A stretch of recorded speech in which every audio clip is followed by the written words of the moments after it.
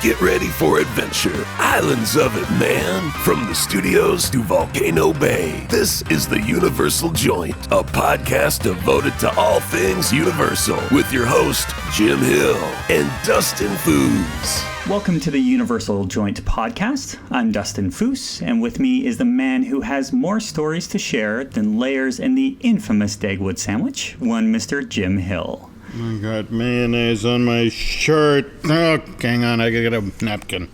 Keep talking. It wouldn't be the first time. Well, Jim, our first show was packed with stories from the Universal Orlando Resort, from the new hotels to the growth potential that's surrounding that physical location around the resort. But when we put those all into perspective, this week since we've recorded has been an interesting one, to say the least. Now, we've had the soft opening of the Fast and the Furious Supercharged attraction, which is in soft opening mode right now at Universal Studios Florida. And gotta say, the queue line is giving more hidden gems than a game of Candy Crush. Another thing that came out in the news was how that lawsuit, which we discussed, which was reportedly preventing Universal Parks and Resorts from developing all of the property that it owns around the Orange County Convention Center, has supposedly been resolved. Now, in theory, that finally clears the way for the Universal Orlando Resort to do some pretty serious expanding. We'll see if this actually comes together, but it could pave the way for theme park number 3. So they say. Those are obviously huge stories, which is why we're definitely going to be getting around to talking about those as part of an upcoming podcast. But given that the Universal Joint is not only supposed to be covering what's going on in Central Florida, this show is also supposed to touch on what's going on with Universal Studios Hollywood. Now, this is why Jim and I are going to be heading out west with this week's show. Which is kind of weird, given that I live back east in the woods of New Hampshire, which is practically Canada, whereas you, Dustin, actually do live in Canada. So, admittedly, we're two guys who are still dealing with ice and snow, even though it's the tail end of April, are now going to talk about everything that's going on in sunny Southern California. And now, since we're in full disclosure mode, I think that it's only fair that I mention that it's been years since I last visited Universal Studios Hollywood. If I'm remembering correctly, it's actually been years since Jurassic Park the ride opened. So when I was there, they were just building it, let alone where it is right now. Wow. Okay. So that attraction opened in June of 1996. So, it has been a while since you've been to that theme park. But given that Universal Pictures is about to mount a special event to celebrate the 25th anniversary of the theatrical release of the original Jurassic Park, maybe next time would be a really excellent time for you to revisit this theme park. Tell me about it. From what I've heard about this event, it's coming up soon. It's going to be held May 11th and 12th, isn't it? Yeah, and supposedly Universal Studios Hollywood is offering 2 admission packages to this. It's formally known as the Jurassic Park 25th Anniversary Celebration. One ticket, the $69 version, only gets you into the actual event, which is being held at that theme park during the evening hours, as you mentioned, the May 11th and 12th.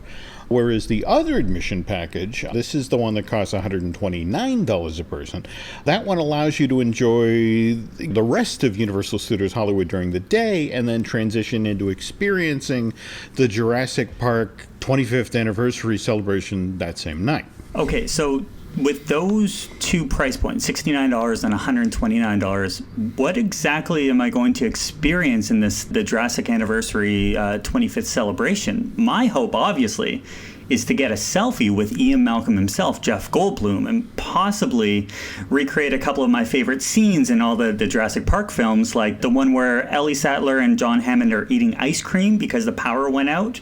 Do you think those photo ops are available? Were you dropped as a child? Politely, I don't think that's going to happen. But hang on, let me reach for the press release here. And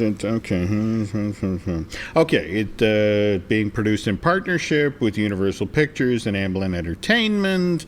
Let's see, what do you get? You get a commemorative lanyard and unlimited access to all things Jurassic. This supposedly includes the acclaimed theme park ride, which again you saw being built, not to mention props that were used in the making of the 4, soon to be 5, Jurassic Park and Jurassic World movies. Nothing about ice cream, nothing about... Oh, here we go. They specifically mentioned the geosphere, or excuse me, the gyrosphere. I mispronounced that. That was that round, clear plastic ball thing that you saw the kids riding around in Jurassic World, which again, remember, released June 2015. Based on what I've seen of the trailers for Jurassic World Fallen Kingdom, which, by the way, opens June 22nd of this year, Gyrosphere is prominently featured in one of that film's big action sequences. So I have to assume that they're going to have this prop available for some sort of a photo op for the 25th anniversary celebration. So maybe you and Jeff Goldblum can get in that together. You know what? That would be awesome. There we go. I'm just saying, talk about the best PR idea in the world. Just put me in the same see, I'm even having difficulties with it. The big giant ball that the T-Rex comes down and obliterates into smithereens. But that would be really cool if they would do that. Yeah, I agree. Press release mentions an interactive expo area, so you have to assume that the folks at Universal are going to allow event attendees to be hands-on with some of the props. Not promising Ellie Sattler and ice cream, but we can remain hopeful. Press release then goes on to say, Universal Studio Hollywood, Jurassic Park 25th anniversary will feature live entertainment and themed foods. There will also be displays of the dinosaur maquettes that were used to final the look of the prehistoric creatures that were depicted in these films, not to mention some of the more iconic costumes that were worn by characters in the film. Costumes? Interesting. Now, what I hear, and just going through the press release as well, it does mention something about a costume contest. This is true. According to the press release, guests will be invited to dress up as their favorite characters from the franchise. Just to be clear here, the people who are planning to go to this hard ticket, this press release also says, please visit universalstudioshollywood.com/JP25 for costume guidelines requirements, which I think is a polite way of saying you can't come dressed as a stripper raptor. Oh, dreams come true. Now, if you do end up out there, our West Coast listeners can expect to see you at the anniversary celebration dressed up as John Hammond, right? To be honest, I was kind of leaning toward Dennis Nedry.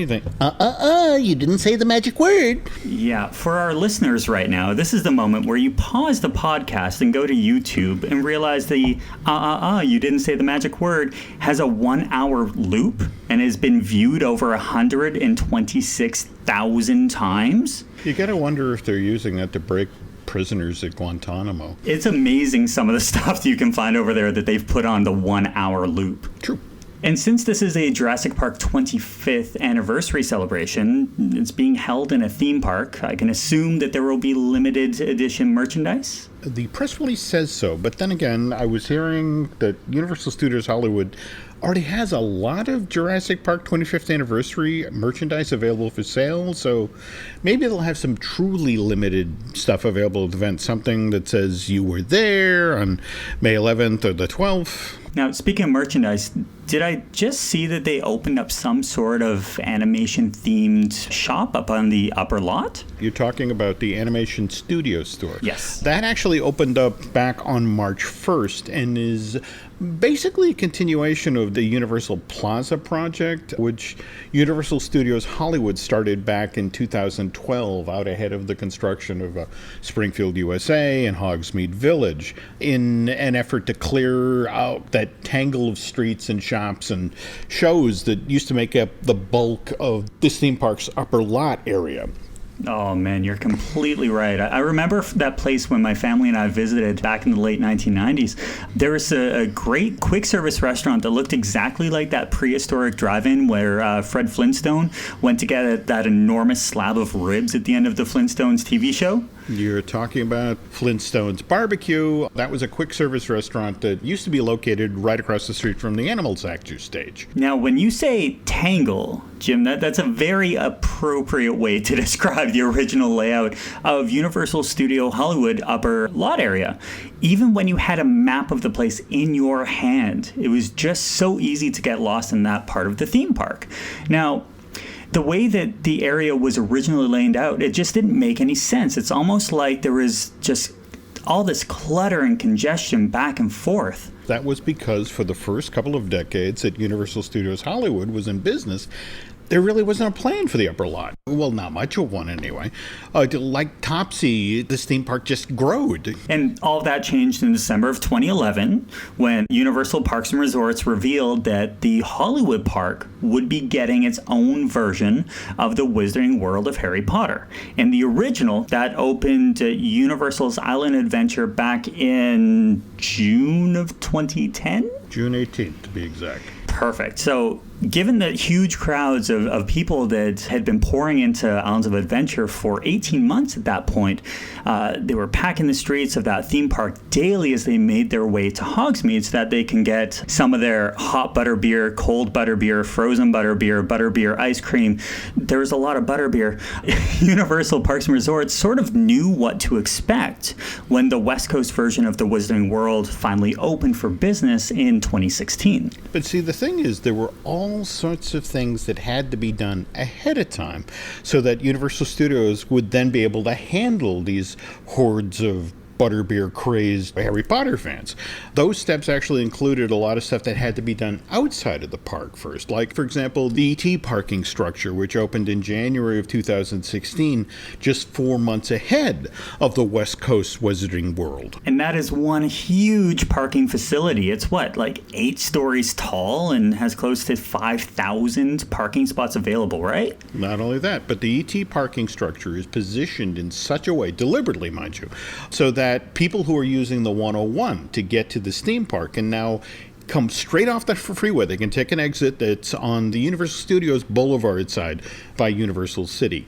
And then, thanks to the 24 ticketing booth lanes that this massive parking structure has, you can now get your car parked in record time and then be on your way to Ollivanders, which is where you go after you get your butterbeer. Exactly. Now, when Universal Parks and Resorts learned a lot from these 2 huge parking structures that they built in Florida in the mid-1990s. Now, back when they converted from Universal Studios Florida from a standalone theme park to a fully integrated component of a multi-day destination resort, all of the lessons that they learned from that first building and then operating Universal Orlando's 2 parking structures, which combined have spaces for over 19,000 cars. Well, all of those ideas and all those lessons were applied to Universal Studio Hollywood when they built the ET parking structure. When we're talking about the Universal upper lot and how that tangle of structures first had to be cleared away, this is the serious work that had to be done before they could really even get started on the West Coast version of the Wizarding World. Absolutely. And when they went out and found all those buildings that had to be pulled down in 2012, it was just immense. Now, when they reopened in August of 2013, that sleek new Universal Plaza could then debut. And what's really cool about this new open, expansive area at the heart of the upper lot, you've got your Universal Plaza Tower serving as your centerpiece and the elegant fountains, which, by the way, light up at night and also double as a water play area for the kids. That brings a lot of kinetics to this part of the park. It wasn't just that Universal Plaza eliminated decades of clutter and congestion for the upper lot. It also created this incredibly flexible space. Take, for example, this past fall when the plaza became the space for the Horrors of Blumhouse maze at Halloween Horror Nights. Yeah, and just a few weeks after that, that very same space was transformed into Whoville with a 60-foot tall, wonky Christmas tree. And that's where visitors to Universal Studios now go to celebrate Grinchmas. And did you see what they did with the Universal Plaza for the Lunar New Year back in February? Wasn't that extraordinary? Oh, man, I am so sorry. I missed getting to see the Mr. Ping puppet in person. The video that's available online right now, you can head to YouTube, folks, you gotta see this, of that Kung Fu Panda character interacting with guests as they come by his noodle shop. It's hilarious, and whoever is manipulating the Mr. Ping puppet is a real puppet master. I mean, the way he performs with that character, it's as if Mr. Ping literally walked straight off of the screen and set up shop in Universal Plaza. Wait a second. Speaking of animated movies, didn't we start off here talking about Universal Studios Hollywood new animation studio store? Sorry, we kind of got off track here. Did I mention I was distracted by the mayonnaise on my shirt? Anyway, this 6,000 square foot facility, which replaces this theme park old Universal Studios store, has a wide variety of animation-related merch. You'll find items in here that feature characters from those Illumination Entertainment movies that Universal releases, like Despicable Me. Likewise, they have a Sanrio section. And what I love about this part of the Animation Studio store is that it has a selection of items that actually insert the Sanrio characters into classic Universal titles. They have a t-shirt that shows Hello Kitty trying to escape from the shark in Jaws, which just absolutely cracked me up. They also have another one where they plug Hello Kitty into the logo of Jurassic Park. Ooh, didn't see that one. I have to admit, what I love about the Jaws t-shirt is both Hello Kitty and the shark have a little red bow. Speaking of the Sanrio portion of the Animation Studio store, there's actually inside the shop, there's this in-store confectionery, so where if you feel the need, you can purchase a Hello Kitty themed cookie or a cupcake or a piece of fudge. Aren't you able to go and meet Hello Kitty herself? Yeah, there's supposedly a corner of the shop that's been deliberately set up so where the Sanrio star can then go meet and greet with her fans. But to be honest, you know what genuinely impresses me about the Animation Studio store isn't what's inside the shop. It's rather the masterful job that Universal Creative has done with integrating this retail space into the rest of the plaza. Now, I do have to agree, the photos that I've seen so far of the exterior of the studio store, just absolutely amazing. And, it obviously pays tribute to the California Mission revival style of architecture, which was hugely popular back in the golden age of Hollywood. It does fit hand in hand with the rest of Universal Plaza. It is a real tribute to the team that designed this brand new store, that it looks like it's always been there. And did you see the outdoor courtyard that's directly adjacent to the Animation Studio store? The one that pays tribute to Universal Studios' Carl Laemmle? Yeah, that's the founder of the studio. And did you ever hear the poem that Ogden Nash wrote about Laemmle? This was back when he was in charge of the studio. Carl was kind of infamous for finding jobs for all of his family members within the Universal organization. Like his son and his nephew were all executives of the studio, and his niece Carla, reason you gotta go watch Dracula again. She's in Dracula. Given that Laemmle sort of turned nepotism into an art form, Ogden Nash paid tribute to him with the following two-line poem. It's Uncle Carl Laemmle has a very large family. That's great. Yeah. Transitioning back to that Animation Studio store, they do have a section where you can buy merch featuring the DreamWorks characters, right? Well, Universal's got to get back that $3.8 billion that they paid for DreamWorks Animation back in April of 2016 some way. Very true. It's not like the DreamWorks character haven't been a big part of the Universal parks for a while now. We look at Shrek 4D opening up at Universal Studios Florida back in June 2003. Yeah, that's the attraction that replaced Alfred Hitchcock, The Art of Making Movies, which was an opening day attraction at that theme park. And I want to say that when I visited Universal Studios Hollywood way back in the day, the movie that was playing in the upper lot theater that eventually presented Shrek 4D was showing a Rugrats-themed 3D movie. Oof, you got a good memory, Dustin. That would have been, Rugrats Magic Adventure 3D? Which, if I'm remembering correctly, only ran for like a year or two at Universal Studios Hollywood. So you were lucky to see that, I think? There's a lot of things that I look back on that trip to Universal Studios Hollywood, and I'm like, really? But we look at something like Shrek 4D, it ran at Universal Studios Hollywood for 14 years, and then the upper lot theater that screened that show for the last time back in April of 2017. Now, since then, they've been converting that into a performance space within the DreamWorks Theatre. Which, again, circling back to what we just said about the Animation Studio store, how it fits in so beautifully with the rest of Universal Plaza. What the Universal creative team did with the old Shrek 4D theater is pretty much what they did with the Universal Studio store, which is they basically flattened the place, started from scratch, and created a whole new facility. Now, here's the quote from that press release that Universal Studios Hollywood was nice enough to share with us. The newly constructed building, which houses the DreamWorks Theatre, is inspired by Mission Revival architecture and harkens back to the golden age of Hollywood's Art Deco period of the 1920s. As one walks up to this theater, they'll encounter a box office ticket seller's booth, which is reminiscent of the time period. Inside this booth, you'll be able to see a three-dimensional usher who's fallen asleep on the job. Well, once you get past this ticket booth, guests can then travel through an outdoor garden area, which serves as the DreamWorks Theater's exterior queue. Once guests get inside the plush lobby, it's a veritable celebration of all things DreamWorks. You'll have posters in there that date all the way back to this animation studio's very first release, which, by the way, was Ants, which was released to theaters back in September of 1998. This was the movie, for those of you who don't remember, that basically launched the feud between DreamWorks and Pixar.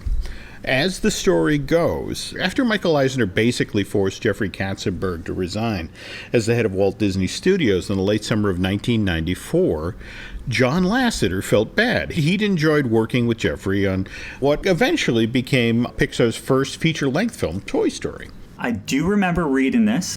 Doesn't John go by Jeffrey's house or something like that to let Katzenberg know how sorry Lasseter is, that he's no longer working at Disney?